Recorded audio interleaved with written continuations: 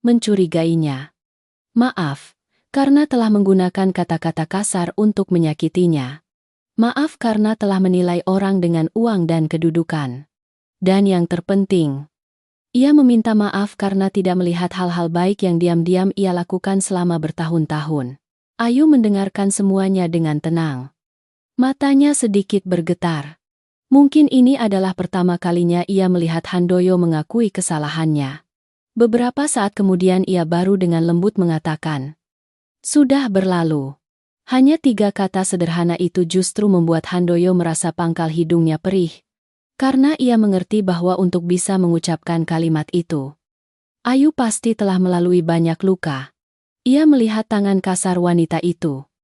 Melihat jejak waktu dan hari-hari sulit yang terukir di wajahnya.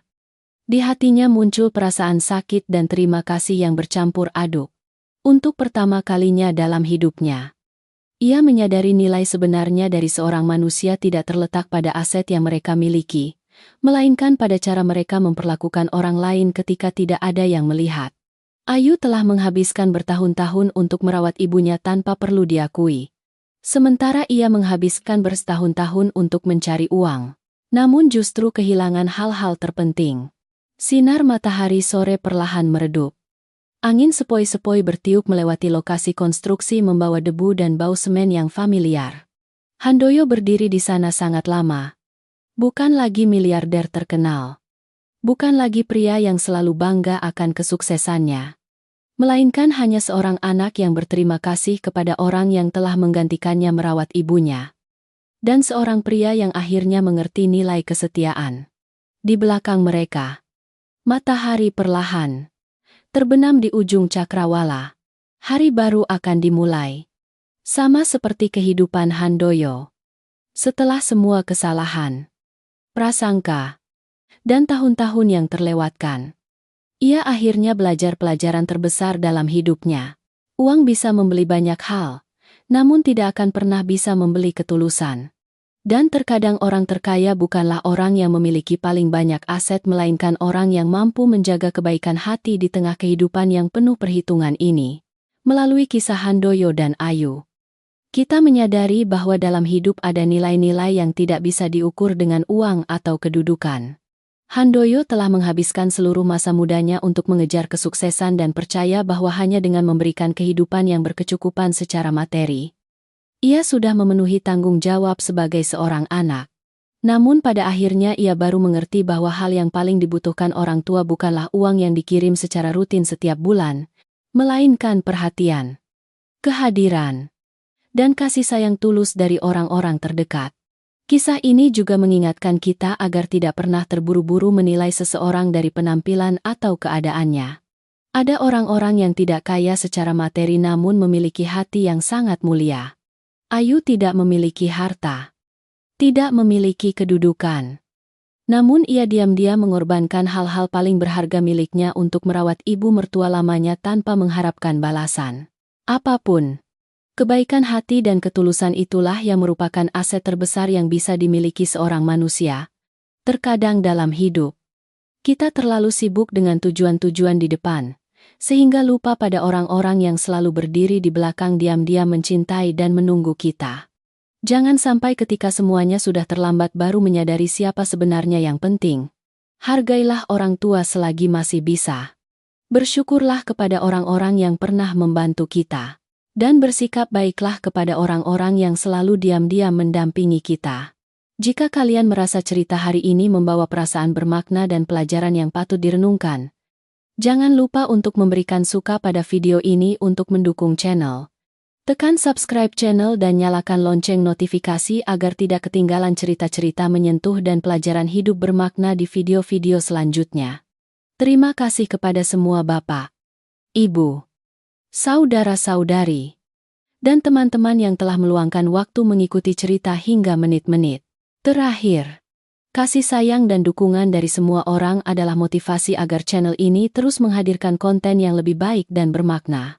Kami mengucapkan semoga semua selalu sehat, damai, dan bahagia bersama keluarga.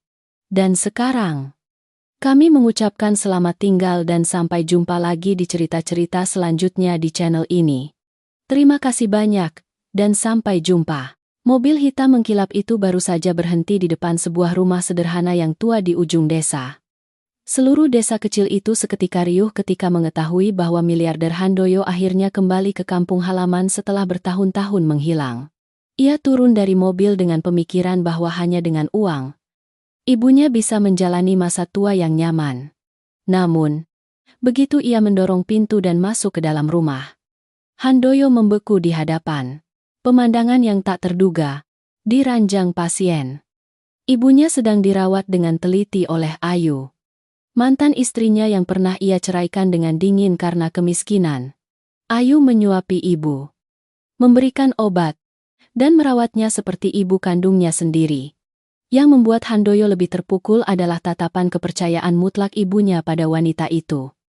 Sesuatu yang tidak pernah ia dapatkan selama bertahun-tahun. Dan hanya beberapa hari kemudian, ketika ia menemukan seluruh kebenaran tentang apa yang telah Ayu korbankan secara diam-diam untuk ibunya, miliarder yang berkuasa itu menangis di tengah lokasi konstruksi, tempat mantan istrinya bekerja hingga kelelahan. Jadi, rahasia apa sebenarnya yang Ayu sembunyikan dari Handoyo, sehingga ia begitu menyesal? Jalan menuju desa masih sempit seperti dalam ingatan Handoyo.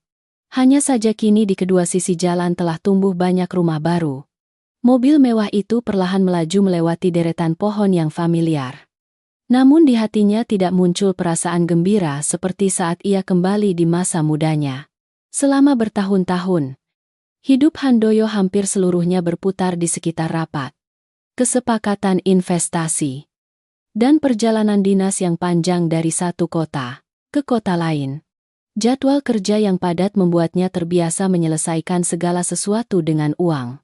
Bahkan untuk merawat ibunya yang sudah tua di desa.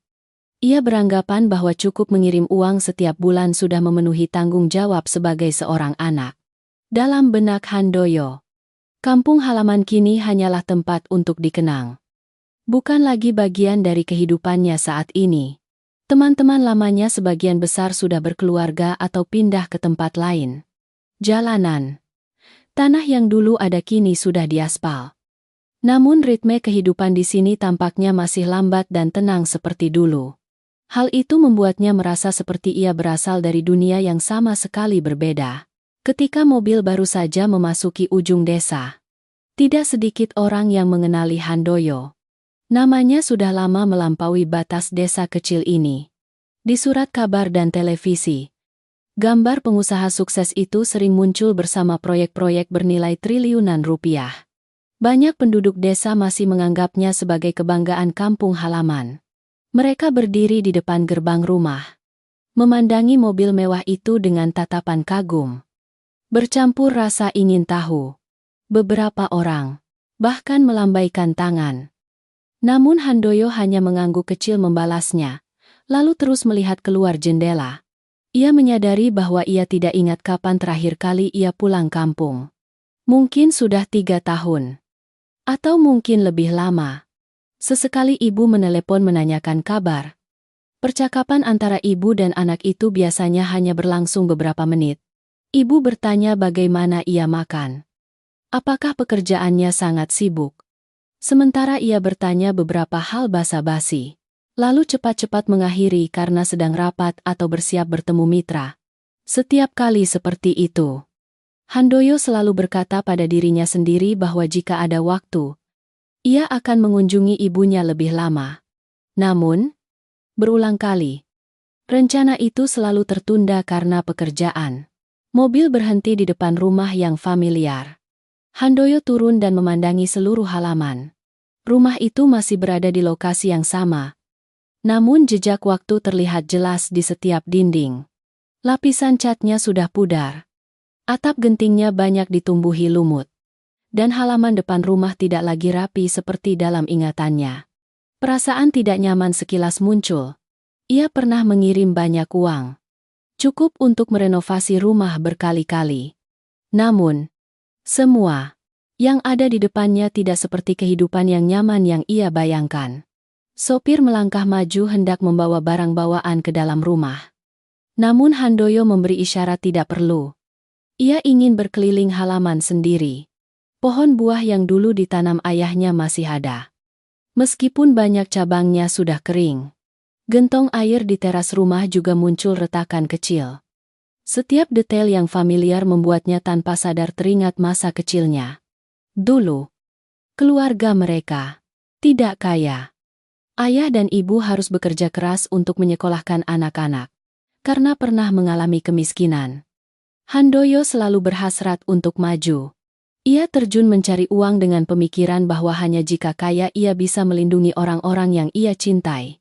Namun, berdiri di tengah halaman yang familiar saat ini, untuk pertama kalinya, ia merasa ada sesuatu yang tidak beres. Kesuksesan yang ia kejar selama bertahun-tahun tampaknya telah mengambil banyak hal. Ia bisa mengingat dengan tepat jadwal rapat setiap mitra, mengingat pendapatan setiap proyek. Namun ia tidak tahu bagaimana kabar ibunya akhir-akhir ini. Ia tidak tahu jam berapa ibu biasanya bangun. Bagaimana ia makan. Bagaimana kesehatannya berubah. Hal-hal yang seharusnya diketahui setiap anak justru menjadi kekosongan dalam ingatannya. Suara angin yang bertiup melewati deretan pohon pinang di depan gang membuat Handoyo tersadar dari lamunannya. Ia mengeluarkan ponsel untuk memeriksa email sesuai kebiasaan. Puluhan notifikasi pekerjaan muncul terus-menerus di layar. Hanya dengan satu panggilan, ia bisa kembali ke rutinitas familiar kapan saja. Namun, entah mengapa kali ini ia tidak ingin menjawab siapapun. Mungkin ini adalah kali langka ia benar-benar ingin meluangkan waktu untuk keluarga. Melangkah ke teras rumah. Handoyo melihat sepasang sandal ibunya diletakkan rapi di depan pintu. Gambar sederhana itu tiba-tiba membuat hatinya melunak. Selama bertahun-tahun kesibukan di luar, ada satu kebenaran yang jarang ia pikirkan, ibunya semakin tua. Waktu tidak menunggu siapapun. Sementara ia sibuk membangun karier. Ibu tetap diam-diam tinggal di desa. Menunggu telepon singkat dan kepulangan anaknya yang langka. Ia menarik napas dalam-dalam lalu mendorong pintu kayu yang sudah tua. Handoyo sama sekali tidak tahu bahwa hanya dalam beberapa menit lagi, apa yang akan ia lihat di dalam rumah ini akan membuat seluruh kebanggaan yang ia bangun selama bertahun-tahun mulai goyah. Pria yang selalu percaya bahwa uang bisa menyelesaikan segala masalah akan segera berhadapan dengan kebenaran yang sama sekali berbeda. Sebuah kebenaran yang cukup kuat untuk mengubah cara ia memandang keluarga, kesetiaan, dan juga wanita yang pernah ia anggap sudah menjadi masa lalu. Begitu masuk ke dalam, Handoyo langsung mencium bau obat herbal yang samar-samar di udara. Rumah itu lebih tenang dari yang ia bayangkan. Di atas meja kayu di tengah rumah ada beberapa bungkus obat yang diikat rapi bersama dengan sebotol air hangat yang masih terasa panas. Semuanya tersusun sangat rapi. Sangat berbeda dengan bayangannya tentang seorang lansia yang hidup sendiri. Handoyo sedikit mengernyit. Dalam benaknya muncul pertanyaan siapa yang telah mengurus semua ini untuk ibunya. Suara kecil dari kamar paling dalam membuatnya menoleh. Pintu kamar hanya tertutup sebagian. Melalui celah kecil itu, ia melihat sesosok orang duduk di samping ranjang ibunya. Awalnya Handoyo mengira mungkin itu adalah asisten rumah tangga yang disewa tetangga untuk membantu. Namun, ketika ia melangkah lebih dekat, ia terkejut mengenali wajah familiar itu. Itu adalah Ayu. Saat itu, Handoyo hampir tidak percaya pada matanya. Wanita yang duduk di samping ranjang pasien itu bukanlah orang asing, melainkan mantan istrinya yang telah meninggalkan hidupnya bertahun-tahun lalu. Waktu tampaknya telah mengubah Ayu banyak. Wajahnya lebih kurus dari sebelumnya. Kulitnya menghitam karena sengatan matahari dan angin. Rambutnya diikat rapi ke belakang dengan sederhana. Di tubuhnya ada pakaian lama yang sudah pudar warnanya. Sangat berbeda dengan gambaran wanita sukses yang sering ditemui Handoyo di dunia bisnis. Namun, yang menarik perhatiannya bukanlah penampilan itu. Ayu sedang menggunakan kain lembut untuk membersihkan perlahan setiap jari Nyonya Santi. Gerakannya sangat hati-hati. Seolah takut sedikit saja sentuhan yang terlalu kuat bisa membuat pasien tidak nyaman. Setelah itu, ia membetulkan bantal di belakang Nyonya Santi, lalu memeriksa suhu air saat menyodorkan gelas ke tangan. Setiap tindakan dilakukan dengan begitu alami sehingga menunjukkan bahwa ini bukan hal yang baru ia lakukan 1 atau 2 kali. Nyonya Santi memandang Ayu dengan tatapan penuh kepercayaan. Itu adalah tatapan seseorang yang merasa benar-benar tenang ketika ada seseorang di sampingnya merawatnya. Handoyo berdiri dari jauh mengamati dan merasakan perasaan yang sangat sulit dijelaskan di dalam hatinya. Ia tidak ingat kapan terakhir kali ia melihat ibunya senyaman itu. Tepat saat itu, Nyonya Santi batuk-batuk. Sebelum ibu sempat mengurus dirinya sendiri, Ayu dengan cepat meletakkan gelas air lalu meraih bahu ibu. Ia memijat punggung ibu sambil berkata-kata lembut. Seolah ia sudah hafal setiap reaksi pasien. Setelah beberapa menit, batuk itu baru mereda. Ayu mengambil lap untuk membersihkan mulut ibu lalu baru menghela napas lega. Melihat pemandangan itu, Handoyo tiba-tiba merasa seperti orang luar.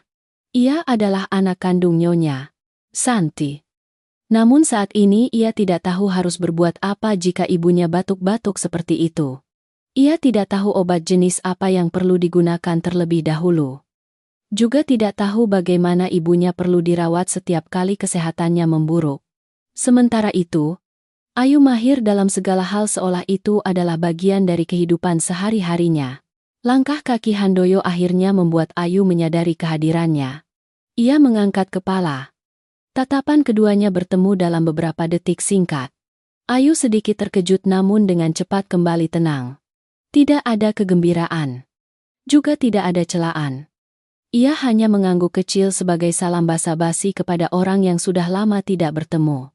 Sikap itu justru membuat Handoyo merasa lebih tidak nyaman dari yang ia bayangkan. Dulu, dalam benaknya, Ayu selalu menjadi orang yang lebih banyak mencurahkan perasaan untuk pernikahan itu daripada dirinya. Ketika mereka berpisah, ia pernah berpikir bahwa sedikit banyak Ayu akan menyalahkan atau tidak ingin bertemu dengannya lagi. Namun kini, tatapan tenang, Ayu justru seolah ia sudah benar-benar melangkah maju dari masa lalu sejak lama. Nyonya Santi baru saat itu menyadari putranya telah kembali. Wajahnya menunjukkan ekspresi terharu. Ibu hendak duduk namun Ayu segera menopang bahunya lalu mengingatkannya untuk tetap berbaring agar tidak lelah. Tindakan familiar itu membuat Handoyo semakin merasa aneh. Ia mulai mengamati ruangan dengan lebih cermat. Di sudut meja ada sebuah buku catatan. Di sampingnya ada kotak-kotak obat yang dikelompokkan berdasarkan jadwal. Di dinding juga terpasang kertas pengingat jadwal kontrol dan pola makan. Semuanya disiapkan dengan teliti seolah ada seseorang yang selalu berjaga di sampingnya. Handoyo tidak bisa mengerti mengapa Ayu melakukan semua ini. Antara mereka berdua tidak ada lagi hubungan apapun sejak bertahun-tahun lalu. Menurut logika umum, ia sama sekali tidak memiliki kewajiban untuk berada di sini. Namun, apa yang terjadi di depan matanya justru membuktikan sebaliknya. Semakin Handoyo berpikir, semakin banyak perasaan yang bertentangan muncul di dalam hatinya. Ada keheranan, ada kebingungan. Namun yang paling banyak adalah perasaan tidak tenang. Untuk pertama kalinya sejak kembali ke desa, ia menyadari ada banyak hal yang terjadi di luar pengetahuannya. Selama bertahun-tahun ini, bagaimana sebenarnya ibunya hidup? Mengapa Ayu muncul dalam kehidupan ibunya dengan peran sepenting itu? Dan yang terpenting, selama ia sibuk membangun kerajaan bisnisnya, apa saja yang telah terjadi di rumah kecil ini yang sama sekali tidak ia ketahui. Sore itu berlalu dalam suasana yang berat yang bahkan Handoyo sendiri tidak bisa menjelaskannya. Setelah pertemuan tak terduga di kamar ibunya, ia berulang kali berkata pada dirinya sendiri bahwa kehadiran Ayu di sini sama sekali tidak ada hubungannya dengannya. Mereka berdua sudah lama bercerai. Kehidupan masing-masing memiliki jalannya sendiri. Namun, semakin ia berusaha menyingkirkan gambaran wanita itu semakin muncul dalam benaknya. Yang paling mengganggu Handoyo bukanlah fakta bahwa Ayu merawat Nyonya Santi, melainkan alasan di balik tindakan-tindakan itu. Dalam dunia yang ia jalani selama bertahun-tahun, Hampir tidak ada konsep memberi tanpa syarat. Setiap hubungan terikat dengan kepentingan. Setiap bantuan ada harganya. Ia sudah terlalu terbiasa memandang orang melalui tujuan tersembunyi di balik tindakan mereka.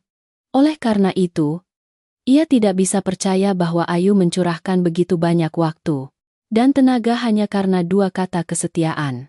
Ketika duduk sendiri di ruang tamu, Handoyo mulai mengingat kembali pernikahan yang telah berakhir bertahun-tahun lalu. Dulu, ia sendiri yang aktif meninggalkannya.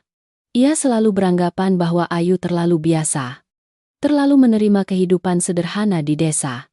Sementara ia terus-menerus menetapkan tujuan yang lebih besar. Ingin melangkah ke lingkungan yang lebih tinggi. Ayu justru puas dengan hal-hal kecil di sekitarnya. Perbedaan pemikiran membuat jarak antara keduanya semakin besar. Akhirnya, Handoyo memilih karier daripada keluarga. Setelah bercerai, ia hampir tidak lagi peduli dengan kehidupan Ayu. Dalam benaknya, wanita itu sudah menjadi bab lama yang tidak lagi berarti. Oleh karena itu, kehadiran Ayu di rumah ini dengan peran istimewa seperti saat ini, membuatnya merasa tidak tenang. Malam hari, saat Nyonya Santi sudah tidur, Handoyo keluar ke halaman untuk menghirup udara segar. Cahaya lampu kuning dari dapur di belakang masih menyala. Secara refleks, ia melihat ke arah sana. Melalui pintu yang sedikit terbuka, ia melihat Ayu sedang sibuk menyiapkan makanan untuk hari berikutnya. Di atas meja kecil ada berbagai jenis sayuran yang sudah dipilah rapi. Ia dengan cermat membaca selembar catatan lalu menimbang setiap porsi makanan dengan sangat hati-hati. Handoyo berdiri mengamati cukup lama.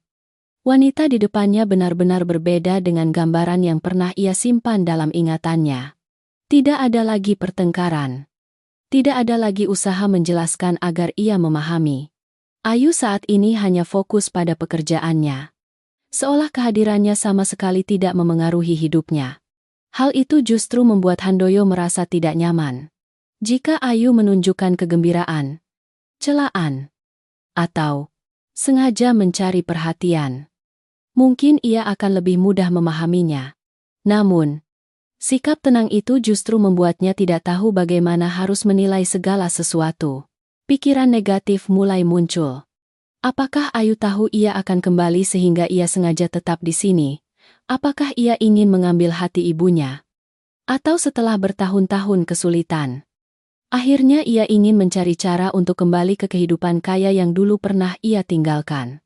Semakin ia berpikir, Handoyo semakin merasa bahwa asumsi-asumsi itu masuk akal.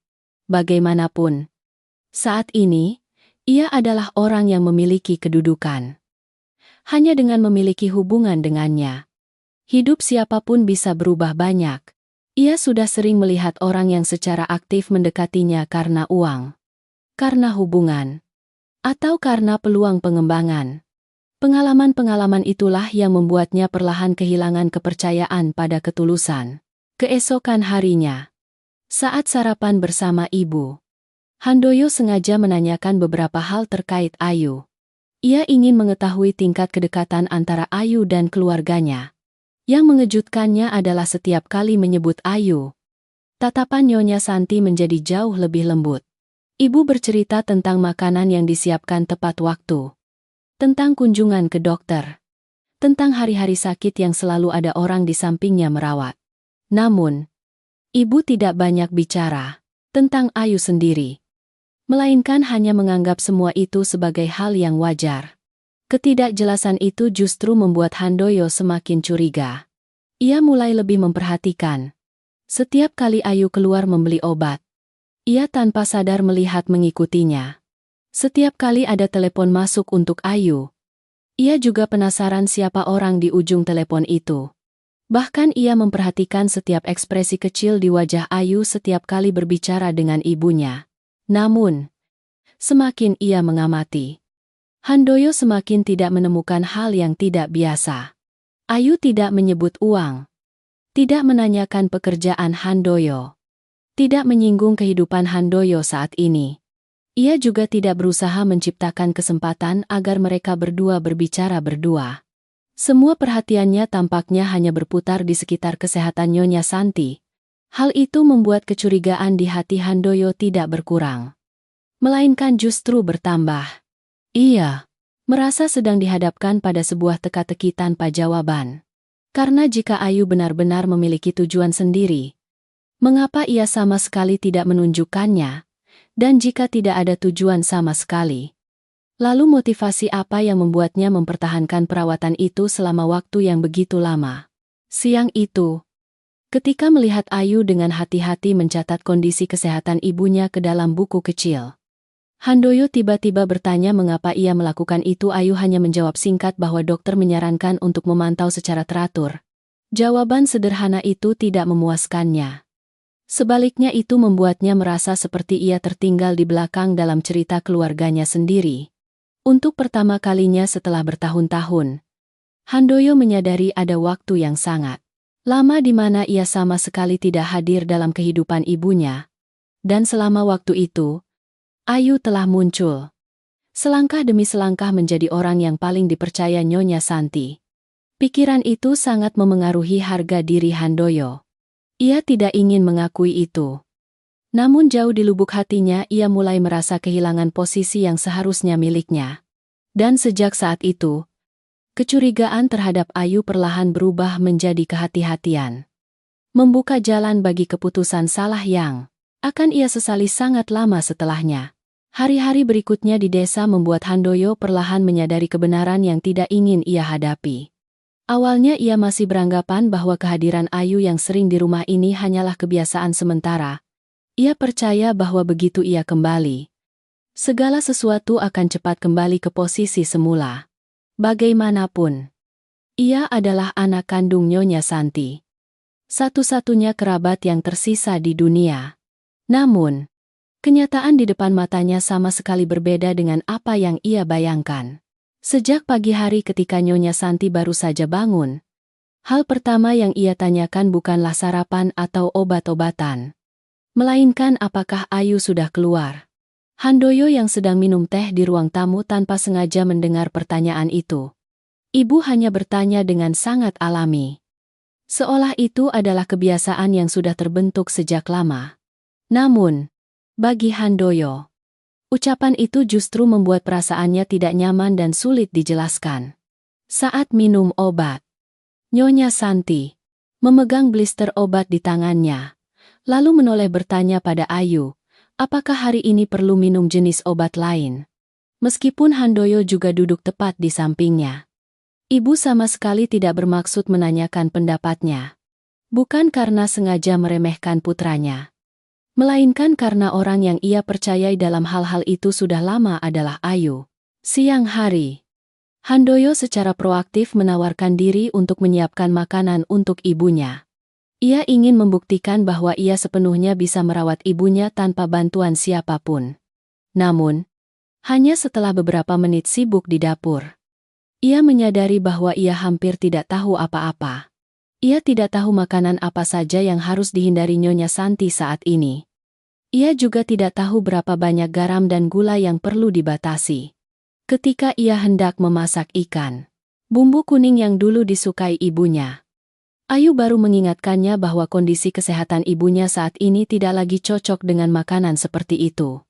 Momen itu membuat Handoyo merasa sangat canggung.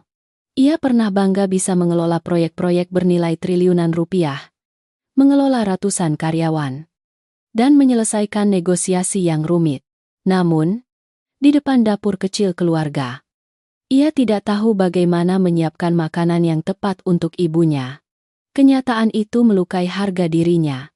Namun, yang paling sulit diterima Handoyo adalah sikap ibunya. Setiap kali Ayu muncul, wajah Nyonya Santi tampak jauh lebih santai. Ibu makan lebih lahap, berbicara lebih banyak, dan juga lebih sering tertawa. Ada beberapa cerita kecil yang hanya ia ceritakan kepada Ayu, bukan kepadanya. Terkadang keduanya juga mengenang kenangan di desa, kunjungan ke dokter, atau cerita sehari-hari yang sama sekali tidak diketahui Handoyo. Perasaan menjadi orang luar mulai semakin besar. Sore itu, Nyonya Santi ingin duduk di halaman untuk menikmati angin. Handoyo segera mendekat untuk membantu. Ia pikir ini adalah kesempatan untuk menunjukkan perhatiannya. Namun, baru beberapa langkah berdiri, ibu sedikit mengernyit karena sakit kaki. Handoyo segera khawatir bertanya. Namun, sebelum ia sempat melakukan apapun, Ayu dengan cepat mengambil bantal lembut dari dalam rumah, meletakkannya di kursi, lalu membantu ibu mengatur posisi duduk. Setelah itu ia juga mengambil sehelai kain tipis untuk menutupi lutut ibu. Nyonya Santi memandang Ayu lalu tersenyum puas. Handoyo berdiri di sampingnya dan merasa seolah ia baru saja melewatkan banyak hal penting. Jelas, hal-hal itu tidak bisa diketahui dalam sehari 2 hari. Itu berasal dari proses pengamatan dan perawatan dalam waktu yang sangat lama. Malam harinya ketika Nyonya Santi bersiap tidur, Handoyo tiba-tiba menyaksikan satu hal lagi. Sebelum berbaring, ibu memanggil Ayu ke kamar lalu meminta untuk memeriksa kembali jendela karena takut angin malam masuk. Setelah itu ibu juga bertanya apakah selimut yang ia pakai cukup hangat. Pertanyaan-pertanyaan kecil itu sekilas terdengar biasa. Namun, bagi Handoyo, itu seperti penegasan bahwa Ayu telah menjadi bagian tak terpisahkan dari kehidupan ibunya. Ia mulai mengingat kembali telepon-telepon selama bertahun-tahun. Tidak jarang ibunya mengatakan bahwa semua baik-baik saja di desa. Tidak jarang ibu mengatakan agar ia tenang bekerja. Saat itu Handoyo selalu berpikir bahwa ibunya hidup sehat dan tidak memerlukan perawatan khusus. Sekarang ia baru menyadari bahwa mungkin karena di belakang ibunya selalu ada Ayu. Karena ada seseorang yang mengurus segalanya. Ibunya tidak ingin merepotkan putranya. Semakin ia berpikir, Handoyo semakin merasakan kekosongan besar di dalam hatinya. Ia menyadari ia telah melewatkan terlalu banyak momen. Ia tidak tahu kapan ibunya mulai menua dan lemah. Tidak tahu bagaimana ibunya harus minum obat setiap hari. Juga tidak tahu siapa yang berada di sampingnya saat sakit. Sementara itu, Ayu tahu segalanya. Ia tahu jam berapa ibu perlu minum obat. Tahu jenis makanan apa yang cocok untuk kesehatan ibu. Tahu perubahan terkecil dalam suasana hati dan kondisi fisik ibu. Bahkan hanya dengan melihat tatapan mata atau ekspresi wajah. Ia juga bisa menebak di mana ibu merasa tidak nyaman. Jarak itu membuat Handoyo perlahan merasa tidak tenang. Untuk pertama kalinya sejak kembali ke desa, ia tidak lagi memandang Ayu semata-mata sebagai mantan istri. Ia memegang posisi istimewa dalam kehidupan ibunya. Posisi yang seharusnya ia miliki.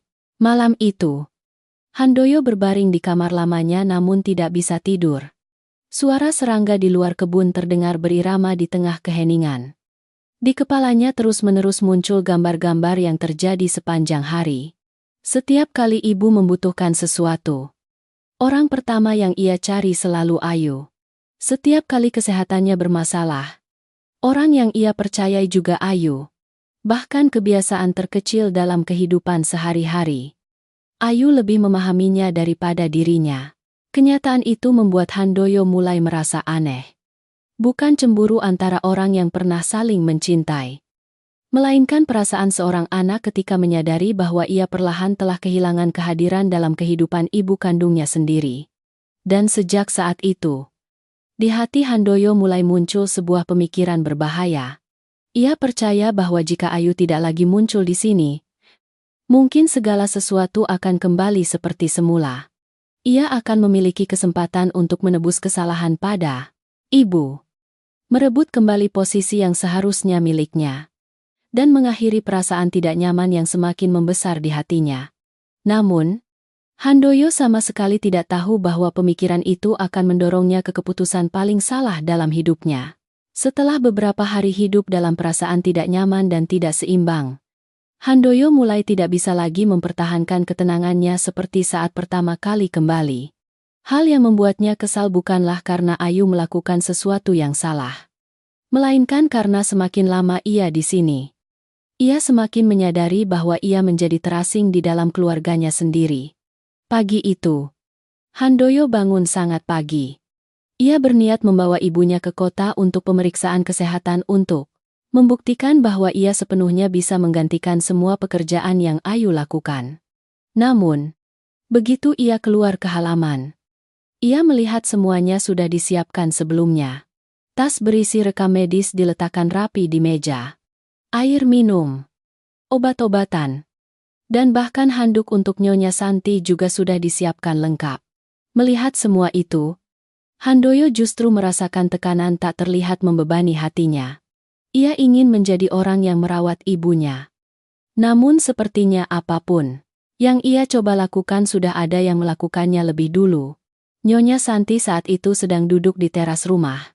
Begitu melihat Ayu melangkah masuk dari gerbang, wajahnya langsung lega, seolah baru saja merasa tenang akan sesuatu. Gambar itu tanpa sengaja membuat harga diri Handoyo semakin terstimulasi kuat. Ia mulai berpikir bahwa kehadiran Ayu membuat semua usahanya menjadi sia-sia. Selama bertahun-tahun, ia telah berusaha bekerja tanpa henti untuk mendapatkan kehidupan seperti saat ini. Ia rela mengorbankan waktu, masa muda, dan bahkan hubungan pribadi untuk membangun karier. Namun, ketika kembali ke desa, semua pencapaian itu seolah tidak ada nilainya di mata ibunya. Orang yang dipercaya ibu adalah Ayu. Orang yang membuat ibu merasa tenang juga Ayu. Perasaan itu seperti sebuah kegagalan yang belum pernah dialami Handoyo. Siang hari saat makan, Nyonya Santi tiba-tiba menyebut jadwal kontrol minggu depan. Ia menoleh bertanya pada Ayu tentang beberapa dokumen yang perlu disiapkan. Keduanya berbicara dengan sangat alami, seolah sudah terbiasa menemani dalam kunjungan ke dokter sejak lama. Handoyo meletakkan sumpitnya. Untuk pertama kalinya ia merasa benar-benar terpinggirkan. Sebuah pemikiran mulai muncul di kepalanya. Mungkin masalahnya bukan pada dirinya. Mungkin penyebabnya adalah karena Ayu terlalu sering muncul. Jika ia tidak lagi ada di sini, ibunya akan perlahan-lahan bergantung padanya daripada bergantung pada orang lain. Pemikiran itu awalnya hanya sekilas. Namun semakin ia berpikir, Handoyo semakin percaya bahwa itu adalah cara yang paling tepat. Sore itu, ia secara proaktif mencari Ayu untuk berbicara berdua di halaman belakang rumah. Ayu baru saja selesai menjemur pakaian Nyonya Santi ketika melihat Handoyo melangkah mendekat. Ia mengangguk kecil sebagai sapaan lalu hendak kembali ke rumah. Namun, Handoyo bersuara menahannya. Suaranya awalnya masih cukup tenang. Ia mengatakan bahwa ia sendiri sudah kembali dan mulai sekarang akan meluangkan lebih banyak waktu untuk ibunya. Ia berterima kasih atas semua bantuan Ayu selama ini. Mendengar itu, Ayu hanya menjawab singkat bahwa kesehatan Nyonya Santi adalah hal yang terpenting. Jawaban itu seharusnya membuat percakapan berakhir dengan baik. Namun, entah mengapa Handoyo merasa seolah ia sedang ditantang. Sikap Ayu yang terlalu tenang membuatnya merasa dialah yang tidak diperlukan dalam cerita ini. Harga diri yang terkumpul selama berhari-hari akhirnya mulai meledak. Handoyo mengatakan bahwa mulai hari ini ia memiliki cukup kemampuan untuk merawat ibunya. Ia akan menyewa perawat pribadi, dokter pribadi, dan layanan terbaik apapun jika diperlukan. Ayu hanya mendengarkan dengan tenang. Ketidakjelasan itu justru membuat Handoyo semakin kehilangan kendali. Ia melanjutkan dengan mengatakan bahwa ia tidak perlu lagi terus muncul di sini. Suasana antara keduanya mulai menegang. Beberapa saat kemudian, Ayu baru dengan lembut bertanya kembali. Apakah Anda pikir ibu membutuhkan perawat atau anggota keluarga di sisinya? Pertanyaan itu membuat Handoyo terdiam beberapa detik. Namun alih-alih berpikir, ia justru merasa lebih tidak nyaman. Dalam benaknya saat itu, Ayu sengaja membuatnya merasa bersalah. Handoyo mulai menyebut masa lalu. Ia mengatakan bahwa mereka berdua sudah lama bercerai. Setiap orang seharusnya memiliki kehidupan sendiri. Ia tidak ingin tetangga bergosip atau salah paham tentang hubungan mereka berdua. Ayu tetap tidak berdebat. Ia hanya mengangguk kecil seolah telah menerima semua yang ia katakan. Keteguhan hati itu justru tanpa sengaja mendorong kemarahan Handoyo semakin tinggi. Ia teringat saat-saat di masa lalu ketika keduanya memiliki perbedaan pendapat. Ayu juga selalu memilih untuk diam dan mengalah seperti itu. Saat itu ia mengira itu adalah tanda kelemahan. Namun sekarang sikap itu membuatnya merasa menjadi orang yang tidak masuk akal. Untuk melindungi egonya, Handoyo terus mengatakan kata-kata yang lebih berat. Ia beranggapan bahwa ia tidak perlu berusaha membuktikan apapun kepada keluarganya. Ia juga tidak ingin menerima bantuan apapun dari orang yang tidak lagi berhubungan dengan hidupnya. Kata-kata itu membuat wajah Ayu perlahan menjadi sedih. Untuk pertama kalinya sejak ia kembali, matanya menunjukkan rasa sakit. Namun, ia tetap tidak menjelaskan, tidak membela diri, tidak menyalahkan. Ayu hanya dengan lembut menjawab, "Jika itu adalah keinginan Handoyo, saya akan menghormatinya." Selesai berkata, ia berbalik masuk ke dalam rumah untuk mengemasi beberapa barang pribadinya yang masih ada di sana. Beberapa saat kemudian, Ayu keluar dengan tas kain kecil di tangan. Nyonya Santi dari dalam kamar keluar. Melihat pemandangan itu ia sangat terkejut. Ketika mengetahui Handoyo tidak ingin Ayu terus datang lagi, wajahnya menunjukkan kekecewaan yang jelas. Ibu berusaha mengatakan beberapa patah kata untuk menahan Ayu. Namun, Ayu hanya tersenyum menenangkan, lalu menyuruh ibu untuk menjaga kesehatan. Setelah itu ia membungkuk memberi hormat kepada Nyonya Santi, dan perlahan berjalan menuju gerbang. Handoyo masih berdiri di sana. Pada saat melihat punggung Ayu pergi, ia tiba-tiba merasakan kekosongan yang sangat aneh di dalam hatinya. Itu bukan perasaan lega seperti yang pernah ia pikirkan. Juga bukan perasaan menang karena telah merebut kembali posisinya. Sebaliknya, halaman depan rumah tiba-tiba menjadi jauh lebih sepi. Bahkan Nyonya Santi pun berdiri memandangi cukup lama. Tatapan sedih ibunya membuat Handoyo sedikit goyah. Namun saat itu ia masih percaya bahwa ia telah melakukan hal yang benar. Ia percaya bahwa hanya dengan waktu, ibu akan terbiasa dengan perawatannya. Ia percaya bahwa uang dan kondisi yang lebih baik akan menutupi semuanya. Dan yang terpenting, ia percaya bahwa membiarkan Ayu pergi adalah cara terbaik agar segala sesuatu kembali ke posisi semula. Namun, Handoyo sama sekali tidak tahu bahwa keputusan itu baru saja membuka serangkaian kebenaran paling menyakitkan yang pernah ia hadapi dalam hidupnya. Setelah Ayu pergi, rumah Nyonya Santi menjadi sunyi dengan cara yang aneh. Awalnya Handoyo mengira itu hanya perasaan sesaat. Ia percaya beberapa hari lagi semuanya akan kembali normal. Bagaimanapun, ia sudah memutuskan untuk tinggal lebih lama di desa untuk merawat ibunya. Ia memiliki kondisi material yang cukup, waktu yang cukup, dan juga kemampuan yang cukup untuk menebus tahun-tahun yang telah terlewatkan. Namun, kenyataannya tidak berjalan seperti yang ia inginkan. Keesokan harinya, Handoyo mulai merasakan perubahan kecil dalam kebiasaan ibunya. Nyonya Santi makan lebih sedikit dari biasanya. Sarapan yang ia siapkan dengan hati-hati hampir utuh. Makanan diletakkan di meja namun ibu hanya mengambil beberapa sendok lalu meletakkannya. Ketika ia bertanya apakah makanannya tidak sesuai selera, ibu hanya menggelengkan kepala, mengatakan tidak selera makan. Awalnya Handoyo mengira mungkin kesehatan ibunya belum baik, sehingga seperti itu. Namun, saat makan siang dan bahkan makan malam, situasinya tidak berubah. Sesekali ibu kembali melihat ke arah gerbang rumah seolah sedang menunggu sesuatu. Hal itu membuat Handoyo merasa tidak nyaman. Ia tidak ingin mengakui. Namun ia tahu betul siapa yang sedang ditunggu ibunya. Pagi hari ketiga, Handoyo memutuskan untuk pergi ke ujung desa mencari asisten rumah tangga yang khusus merawat lansia. Ia berpikir jika ada orang yang membantu secara teratur maka kesehatan ibunya akan membaik. Selain itu juga membuktikan bahwa segala sesuatu sepenuhnya bisa diselesaikan dengan metode yang lebih profesional. Jalan desa di pagi hari cukup ramai. Beberapa penduduk desa sedang duduk di teras rumah berbincang-bincang. Ketika melihat Handoyo lewat, semua orang menyapa dengan sangat ramah. Namun, ia mulai merasakan tatapan menyelidik dan cerita-cerita yang tampaknya terputus setiap kali ia muncul. Setelah berjalan sebentar, Handoyo mampir ke toko kelontong Bu Ida, tetangga yang sudah tinggal di samping keluarganya selama bertahun-tahun. Begitu melihatnya, Bu Ida langsung menarik kursi dan mengundangnya duduk lalu menanyakan kabar kesehatan Nyonya Santi. Setelah beberapa basa-basi, Handoyo bercerita bahwa ia sedang mencari orang untuk merawat ibunya dalam jangka panjang.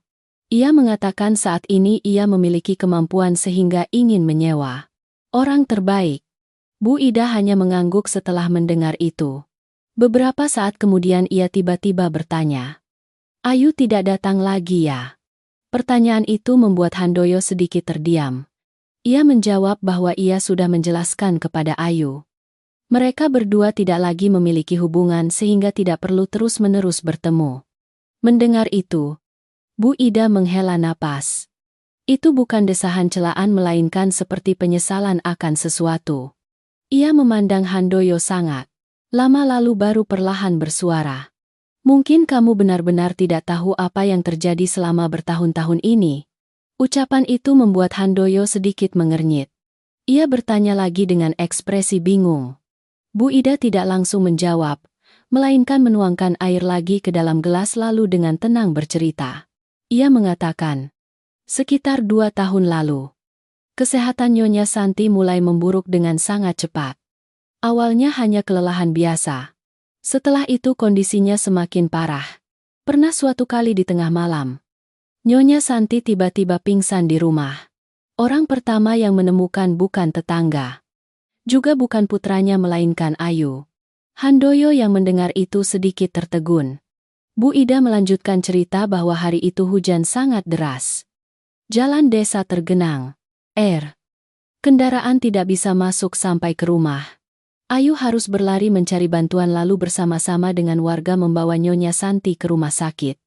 Ketika mendengar ini, Handoyo mulai merasakan perasaan tidak tenang muncul di dalam hatinya. Ia belum pernah mendengar ibunya menyebut cerita ini. Apalagi mengetahui bahwa pernah ada saat kesehatan ibu begitu berbahaya. Namun, cerita itu belum berhenti. Bu Ida bercerita bahwa setelah dirawat di rumah sakit saat itu, kondisi Nyonya Santi semakin memerlukan pemantauan yang lebih sering. Bergerak, makan, dan obat-obatan menjadi rumit. Selama waktu itu, orang yang paling sering muncul di samping ibu tetap Ayu. Ada hari-hari sebelum fajar menyingsing, ia sudah harus bersepeda mengantar ibu ke dokter.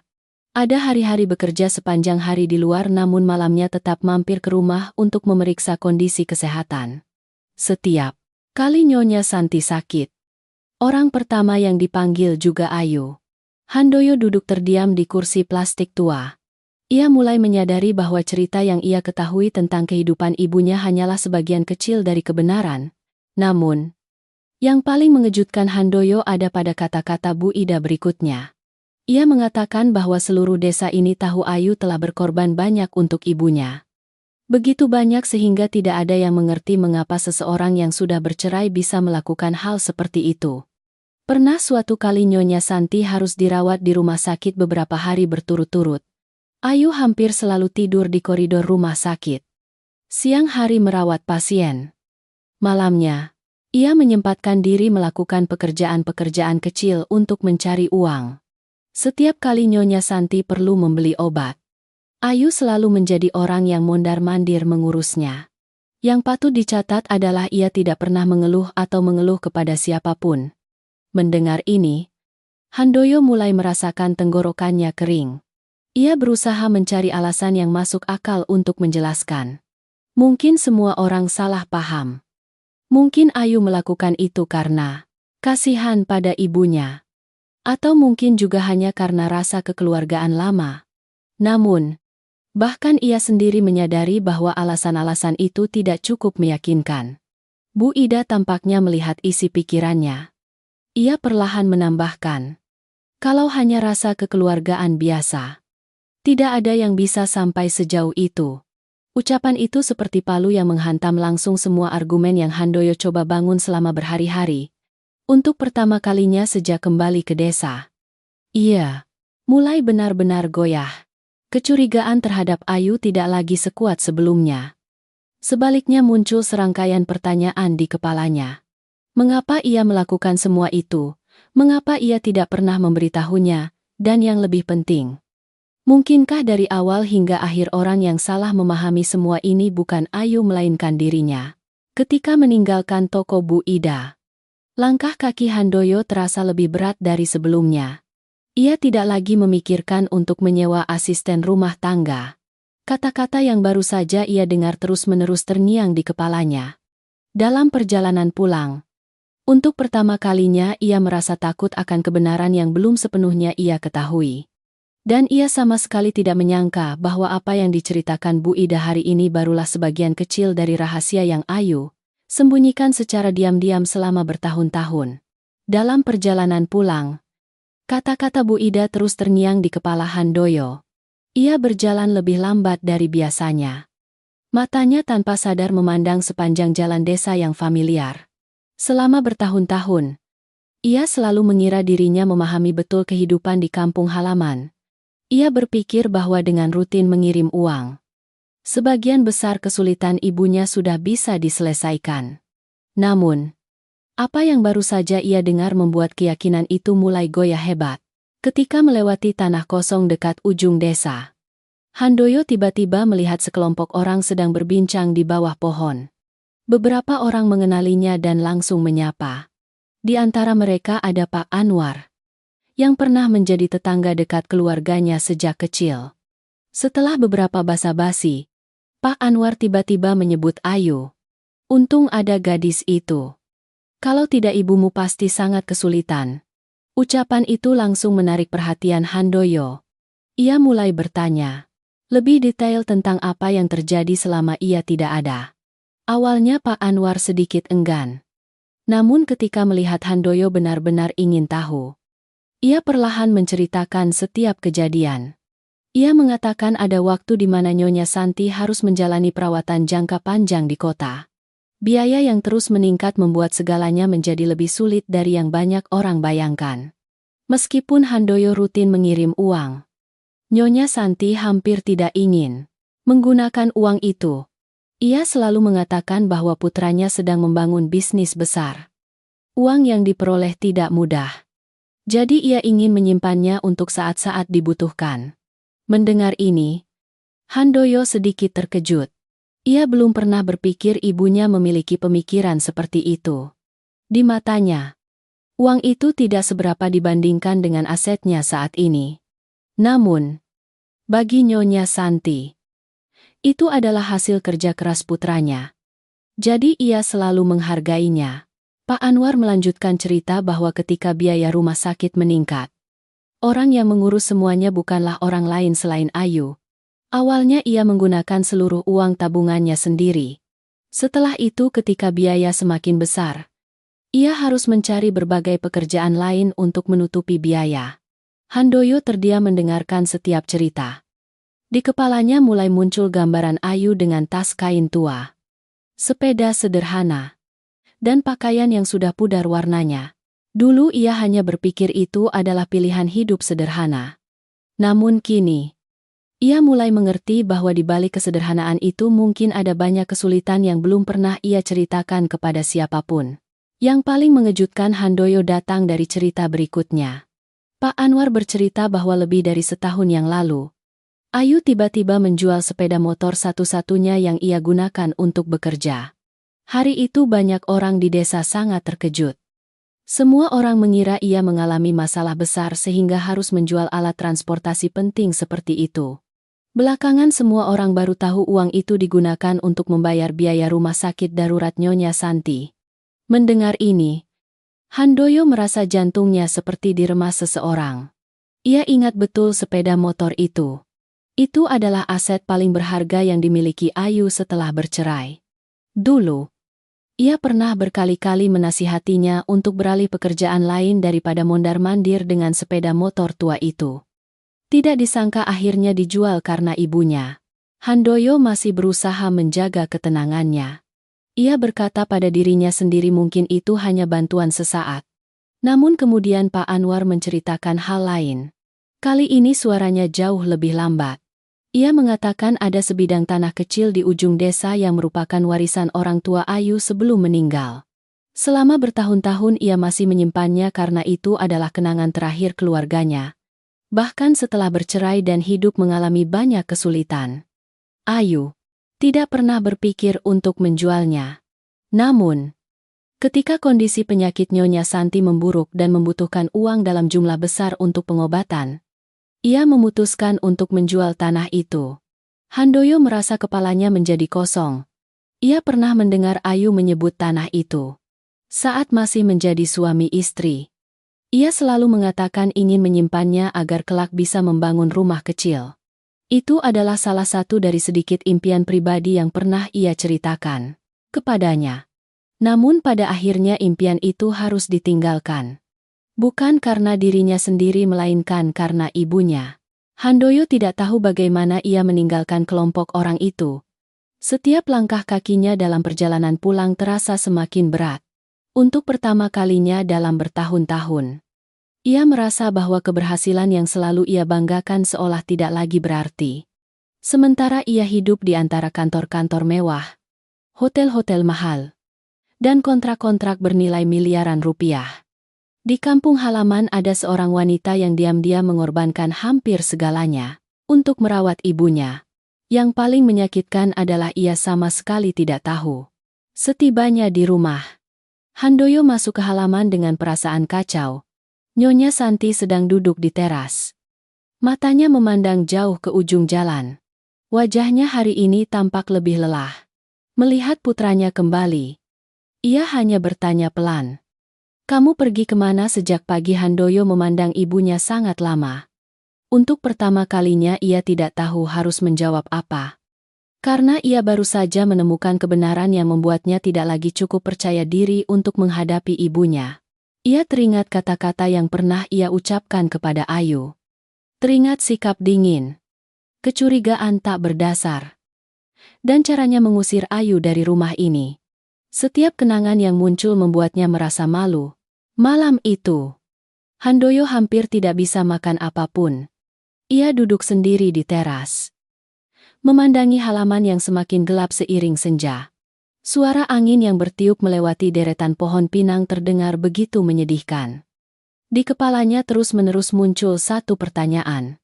Mengapa Ayu melakukan semua itu jika hanya karena rasa kekeluargaan lama? Apakah ada orang yang bersedia berkorban sebanyak itu? Jika hanya karena kebaikan biasa, apakah ada orang yang rela melepaskan aset paling berharga miliknya untuk merawat ibu dari orang yang pernah meninggalkannya? Handoyo semakin berpikir semakin tidak menemukan jawaban. Dan tepat saat itu, ia mulai merasakan sebuah perasaan yang sudah lama tidak ia alami. Yaitu perasaan penyesalan yang mendalam. Sebuah penyesalan yang tersembunyi namun semakin membesar di dalam hatinya. Ia mulai mengerti bahwa apa yang baru ia ketahui hari ini barulah puncak gunung es. Di balik pengorbanan yang diceritakan banyak orang, pasti masih banyak kebenaran yang belum ia ketahui. Dan ia sama sekali tidak menyangka bahwa hanya dalam beberapa hari lagi, bukti-bukti yang tersisa akan muncul tepat di dalam rumah ini, memaksa dia untuk menghadapi semua kesalahan yang telah dia lakukan selama bertahun-tahun. Malam itu, setelah mengantar ibunya ke kamar untuk beristirahat, Handoyo masih tidak bisa tidur.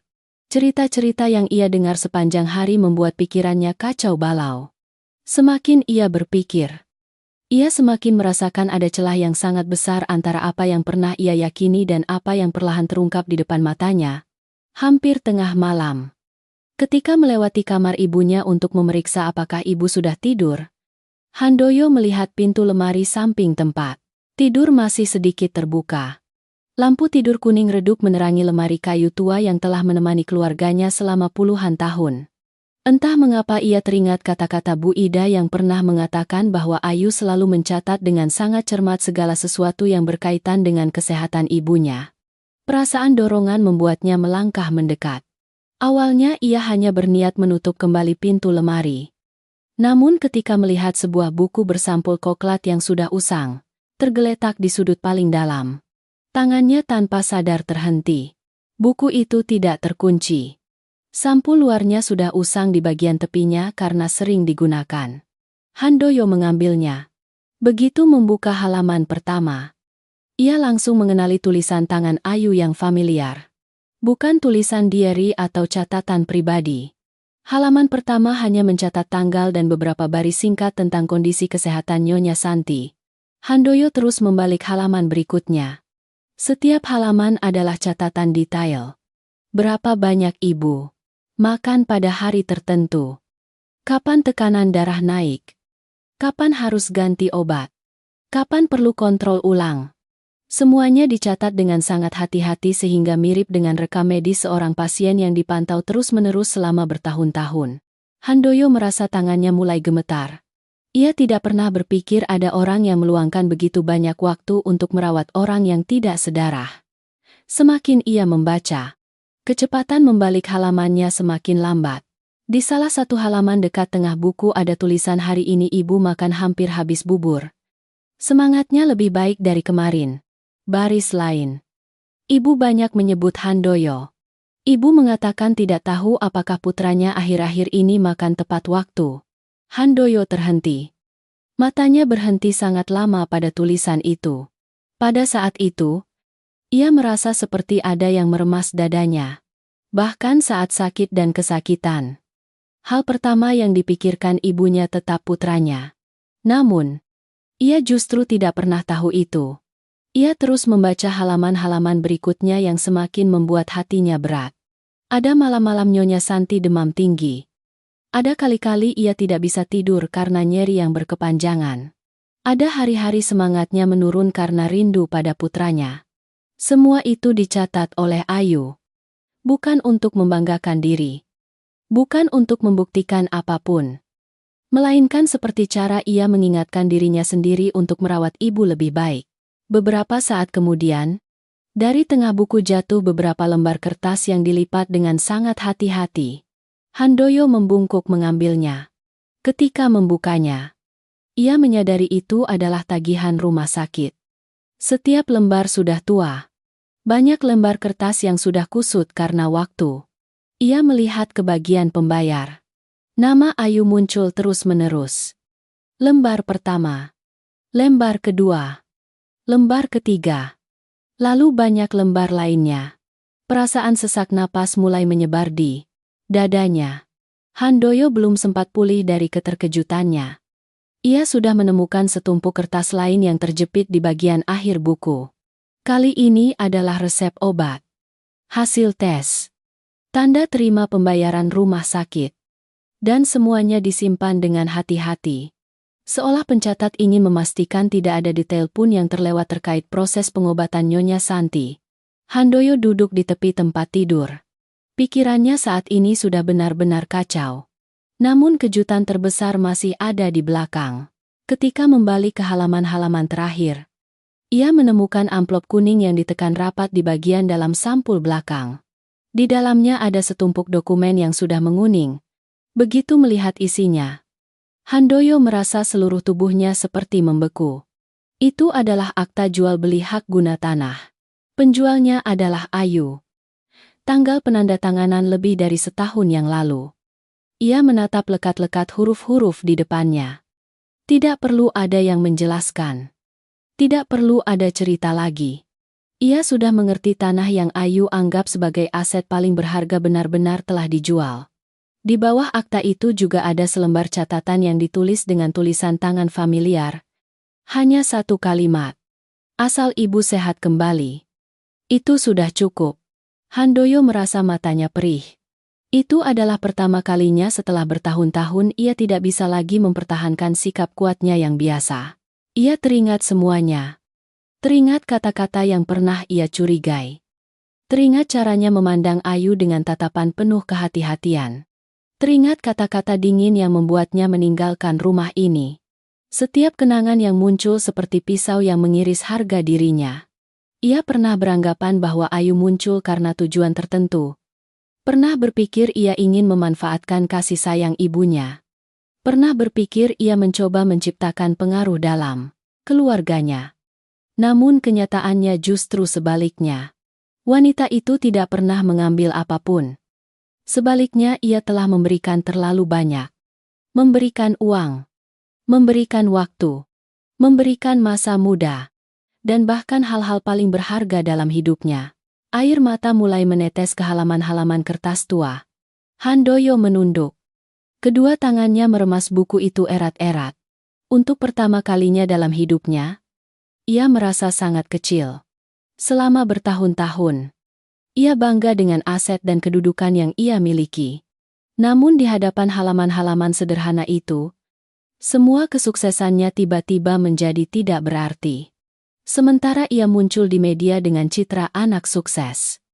Orang yang sebenarnya berada di samping ibunya di masa-masa tersulit justru adalah Ayu.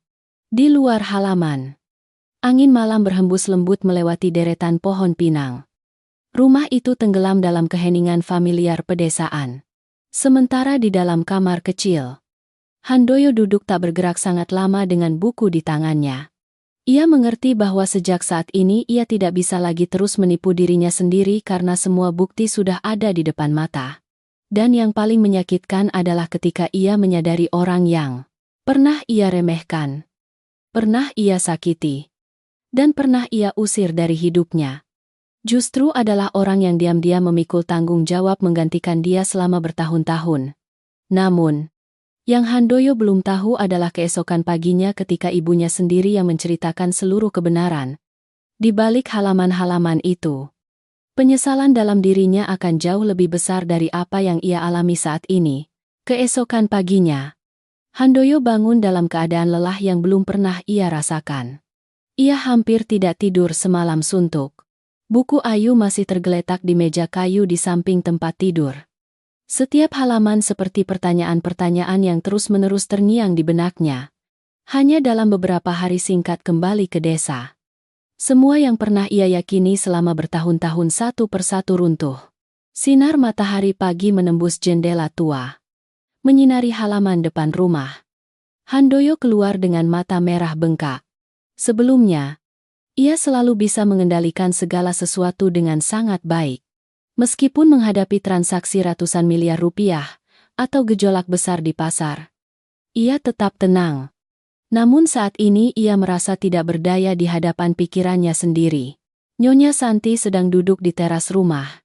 Wajahnya masih menunjukkan sedikit kelelahan. Namun tatapan matanya tetap ramah seperti biasa. Melihat putranya keluar, ia bertanya pelan, "Semalam bisa tidur tidak?" Pertanyaan sederhana itu membuat Handoyo tercekat. Selama bertahun-tahun, meskipun jarak antara ibu dan anak semakin jauh, ibu tetap peduli padanya dengan caranya sendiri. Ia menarik kursi duduk di samping ibunya sangat lama tanpa tahu harus memulai dari mana. Akhirnya Handoyo mengumpulkan keberanian untuk bertanya tentang Ayu. Mendengar nama itu disebut, Nyonya Santi menghela napas. Itu adalah desahan yang mengandung banyak emosi. Beberapa saat kemudian, ibu baru perlahan menceritakan hal-hal yang dulu selalu ia sembunyikan. Ia mengatakan setelah bercerai, Ayu tidak pernah menyalahkan Handoyo bahkan sekalipun. Sebaliknya, setiap kali ia menyebut putranya, Ayu selalu menanyakan pekerjaan dan kesehatan Handoyo. Pernah suatu kali melihat berita tentang Handoyo di televisi, Ayu sendirilah yang paling gembira. Ia selalu mengatakan bahwa asalkan Handoyo hidup baik, itu sudah cukup. Handoyo menunduk. Setiap ucapan ibunya seperti pisau yang menusuk lebih dalam ke dalam penyesalan yang semakin membesar di hatinya. Nyonya Santi bercerita bahwa ada banyak malam penyakitnya kambuh parah. Ia ingin menelepon putranya, namun Ayu selalu dengan lembut menahannya. Ia mengatakan Handoyo sedang berada di tahap penting dalam kariernya. Tidak seharusnya hal-hal di desa memengaruhi pekerjaannya. Mendengar ini, Handoyo merasa jantungnya sakit. Selama bertahun-tahun, ia selalu berpikir ia berkorban untuk keluarga. Namun ternyata orang-orang di desa inilah yang diam-diam berkorban untuknya. Mereka rela menanggung kesulitan agar ia bisa tenang membangun karier. Sementara ia dengan santai menganggap semua itu adalah hal yang wajar. Nyonya Santi melanjutkan cerita tentang saat-saat Ayu harus bekerja hingga kelelahan. Ada hari-hari hujan deras. Ia tetap mondar-mandir mengurus obat-obatan. Ada kali-kali rumah sakit meminta pembayaran biaya darurat. Ia harus mencari pinjaman kemana-mana, namun tidak pernah membiarkan ibu tahu bahwa ia sedang menghadapi kesulitan. Setiap kali ibu bertanya, Ayu hanya tersenyum lalu mengatakan semuanya baik-baik saja. Kekuatan itu membuat Nyonya Santi berkali-kali meneteskan air mata. Handoyo semakin menunduk setiap kali mendengar cerita. Ia mulai mengingat kembali tahun-tahun pernikahan sebelumnya. Dulu, ia selalu beranggapan bahwa Ayu terlalu sederhana. Terlalu biasa dibandingkan dengan tujuan-tujuan besarnya. Ia pernah merasa Ayu tidak memahami ambisinya. Ia pernah beranggapan bahwa karier adalah hal terpenting. Sekarang melihat kembali, Handoyo baru menyadari bahwa orang yang tidak memahami dari awal hingga akhir justru adalah dirinya sendiri. Ia telah terlalu banyak menghabiskan waktu untuk menilai-nilai seseorang dengan uang, kedudukan, dan kesuksesan. Ia selalu berpikir bahwa orang yang kuat adalah orang yang berdiri di puncak ketenaran. Namun Ayu telah menunjukkan kepadanya definisi yang sama sekali berbeda. Kekuatan sejati tidak terletak pada berapa banyak uang yang diperoleh melainkan pada kemampuan untuk diam-diam memikul tanggung jawab tanpa perlu diakui siapapun. Untuk pertama kalinya setelah bertahun-tahun, Handoyo merasa malu pada dirinya sendiri. Ia teringat hari perceraian. Teringat tatapan tenang Ayu ketika menandatangani dokumen. Saat itu ia pernah beranggapan bahwa Ayu tidak cukup berani untuk menahannya. Sekarang ia baru mengerti mungkin Ayu tidak menahannya karena ia menghormati pilihannya. Sementara ia salah mengartikan kedermawanan itu sebagai kelemahan. Semakin ia berpikir, Handoyo semakin merasa sakit. Ia memiliki semua yang diimpikan banyak orang.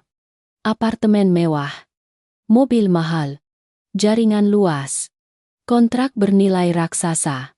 Namun tidak pernah ia merasa begitu miskin seperti saat ini.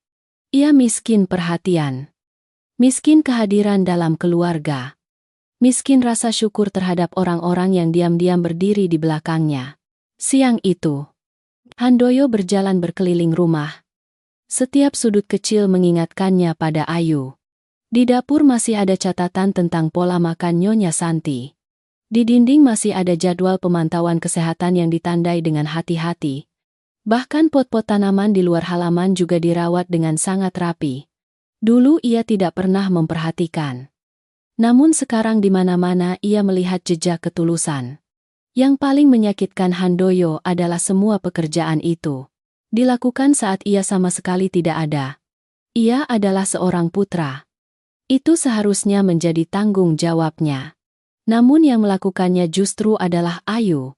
Sore hari ketika duduk sendiri di bawah pohon pinang di depan halaman, Handoyo memandang langit yang perlahan berubah warna.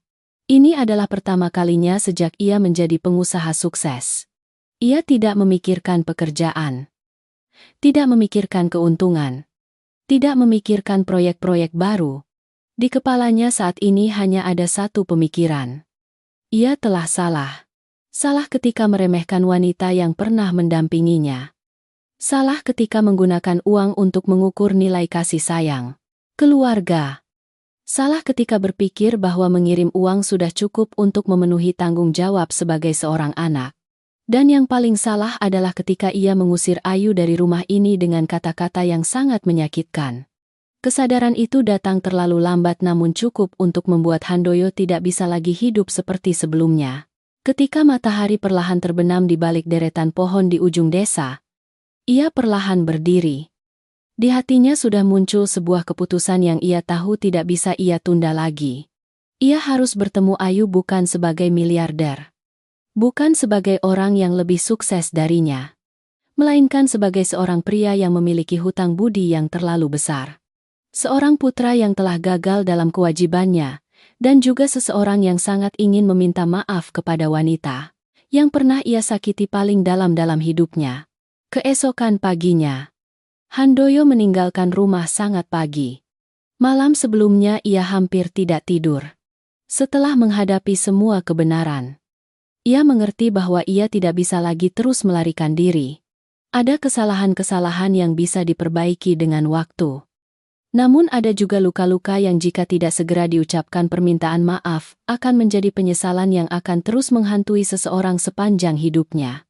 Sebelum pergi, ia mampir ke kamar ibunya.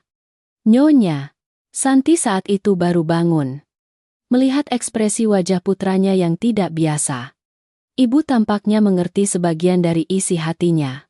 Handoyo duduk di samping tempat tidur, menggenggam tangan ibunya yang sudah sangat kurus.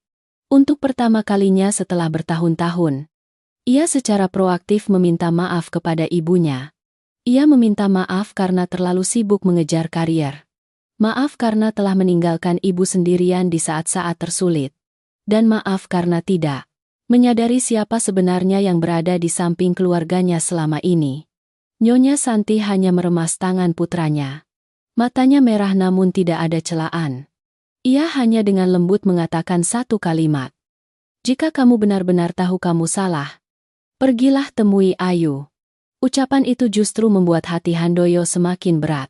Setelah menanyakan beberapa orang di desa, ia tahu Ayu sedang bekerja di sebuah lokasi konstruksi di kota sebelah. Itu adalah tempat ia menerima pekerjaan musiman untuk mendapatkan penghasilan tambahan setelah meninggalkan rumahnya. Mobil mewah itu dengan cepat meninggalkan jalan desa yang familiar. Namun sepanjang perjalanan, Handoyo sama sekali tidak merasa lega. Semakin dekat dengan tempat Ayu bekerja, jantungnya semakin berdebar kencang. Dalam negosiasi terpenting dalam hidupnya, ia tidak pernah segugup ini. Karena ini bukan pertemuan antara mitra dengan mitra, melainkan pertemuan antara seseorang yang penuh penyesalan dengan orang yang pernah terluka parah. Hampir 1 jam kemudian, mobil berhenti di depan gerbang lokasi konstruksi. Suara mesin, suara benturan besi, dan suara orang bekerja terdengar di mana-mana. Handoyo turun dari mobil. Ia mengamati sekeliling. Di antara puluhan pekerja yang sibuk bekerja di bawah terik matahari, akhirnya ia melihat Ayu. Wanita yang pernah menjadi istrinya sedang mengangkut karung material bangunan bersama pekerja-pekerja lain. Kemeja kerjanya yang pudar warnanya sudah basah kuyup oleh keringat. Rambutnya diikat rapi ke belakang. Wajahnya berdebu karena lokasi konstruksi. Pemandangan itu membuat Handoyo terpaku bukan karena terkejut melainkan karena untuk pertama kalinya ia melihat dengan jelas semua kesulitan yang Ayu alami setelah meninggalkan hidupnya. Dulu ia selalu beranggapan bahwa orang sukses adalah orang yang berdiri di kantor mewah, menandatangani kontrak-kontrak bernilai besar. Namun saat ini melihat wanita yang diam-diam bekerja keras di bawah terik matahari, ia justru merasakan kemuliaan yang tidak bisa dibeli dengan uang. Mungkin karena orang di depannya telah hidup jauh lebih baik darinya. Beberapa saat kemudian, Ayu tanpa sengaja menoleh ketika melihat Handoyo berdiri di luar gerbang lokasi konstruksi. Ia sedikit terkejut. Namun kemudian dengan cepat kembali tenang. Ia meletakkan karung material lalu berjalan ke arahnya. Jarak antara keduanya semakin dekat. Namun Handoyo justru merasa lebih sulit untuk berbicara dari sebelumnya. Begitu banyak kata-kata yang telah disiapkan sebelumnya tiba-tiba menjadi tidak berarti. Akhirnya ia hanya bisa dengan suara serak memanggil namanya. Ayu berhenti beberapa langkah darinya. Ia bertanya, "Ada perlu apa Anda mencari saya?" Suaranya tetap tenang seperti hari-hari sebelumnya. Tidak ada celaan. Tidak ada sindiran. Juga tidak menunjukkan kemarahan. Ketidakjelasan itu justru membuat Handoyo lebih sakit hati daripada celaan apapun. Ia memandang wanita di depannya sangat lama lalu perlahan menunduk. Tindakan itu mengejutkan semua orang di sekitarnya. Karena semua orang tahu Handoyo adalah seorang pengusaha sukses. Orang yang selalu muncul dengan citra kuat dan penuh percaya diri. Namun saat ini ia tidak lagi peduli dengan tatapan mata siapapun. Ia hanya ingin mengungkapkan hal-hal yang ia hutang kepada Ayu sejak lama. "Saya minta maaf." 4 kata sederhana itu bergema di tengah lokasi konstruksi yang penuh kebisingan. Namun bagi Handoyo, itu adalah kalimat tersulit dalam hidupnya. Ia meminta maaf karena telah